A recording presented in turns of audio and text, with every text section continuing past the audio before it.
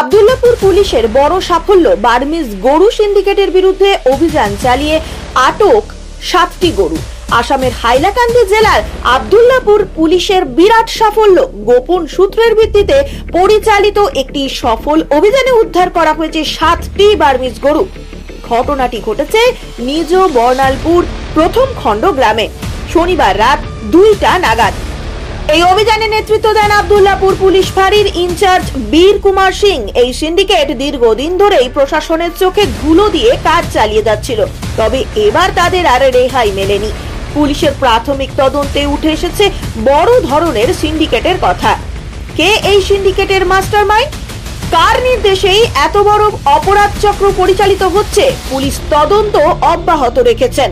এদিকে জনমনে প্রশ্ন উঠেছে, আসাম মিজোরাম সীমান্তে কি নিরাপত্তার কোনো ঘাটতি রয়েছে? যদি সীমান্তে কঠোর নিরাপত্তা ব্যবস্থা থেকেই থাকে, তবে কিভাবে এই সমস্ত অবৈধ বার্মিজ গরু রাজ্যে প্রবেশ করলো? আব্দুল্লাহপুর পুলিশের এই সফল অভিযান নিঃসন্দেহে প্রশংসনীয়, তবে এই সিন্ডিকেটের আসল রহস্য ফাঁস হওয়া এখনো সময়ের অপেক্ষা। পুলিশি তদন্তের দিকে তাকিয়ে রয়েছেন পুরো রাজ্যবাসী। গরু সিন্ডিকেটের বিরুদ্ধে এই অভিযান রাজ্যের প্রশাসনকে নতুন বার্তা দিচ্ছে। সিন্ডিকেট বন্ধে কতটা কার্যকরী পদক্ষেপ নেওয়া হবে তা নিয়ে নজর এখন পুলিশের দিকে।